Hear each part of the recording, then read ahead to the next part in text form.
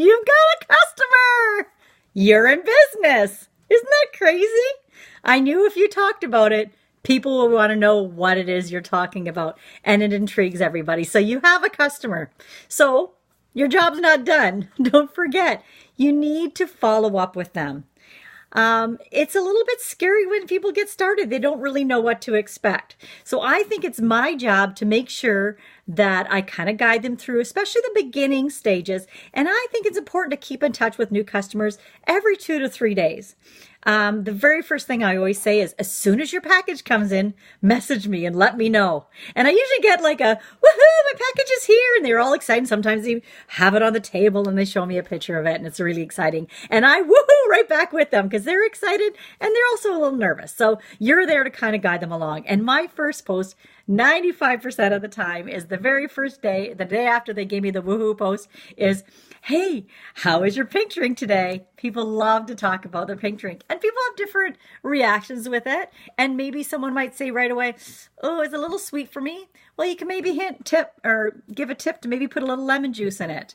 I find people like it more and more and more as they go on, but sometimes the first few days, it tastes a little different. As yummy as it is, maybe it's a little sweet or it just feels a little different. So you can kind of give some tips on how to enjoy a little bit more. I always tell them right away, I love mine so cold. I love ice cubes in it, and it's so refreshing. And I find if I use good, nice terms like that, it kind of makes them think of nice things there. So keep in touch every few days, because we know, or you maybe haven't experienced yet, but a lot of us do know, that sometimes people go through something called die-off. And that's when the yeast is dying off and the toxins are released, and then you just kind of feel poopy. And you can send them a list of possible die-off symptoms. I don't send it to them automatically because, for example, I didn't have die-off immediately. I had mine quite a bit later. But they may have some die-off and not really know what's going on. If you don't follow up quite often, you might not realize that they had a really bad headache and they think, oh, these supplements are giving me headaches, so I should stop taking them. But really, we want them to know that get through the bad stuff and there's good stuff on the other side. So keep on with that there. Other things you want to follow up with, and like I said, at the beginning, you want to follow up every few days, just like, hey, how you doing? How's it going? Do you like the pink drink more? Whatever they told you about, just kind of keep following up. And you know what? I always say, you're going to be sick of me because I'm going to be in your face all the time, and let them know right away you're going to be there to kind of guide them along and make sure that they have the best Plexus experience they possibly can there.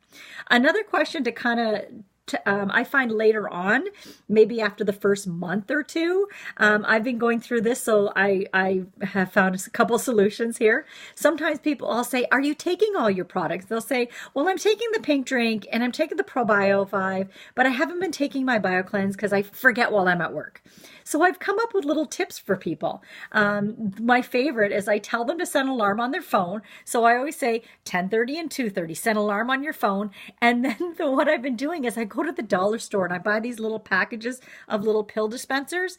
And I get like 5 in there for $2 or something like that. And that's Canadian. So that's like, I don't know, 50 cents for you guys.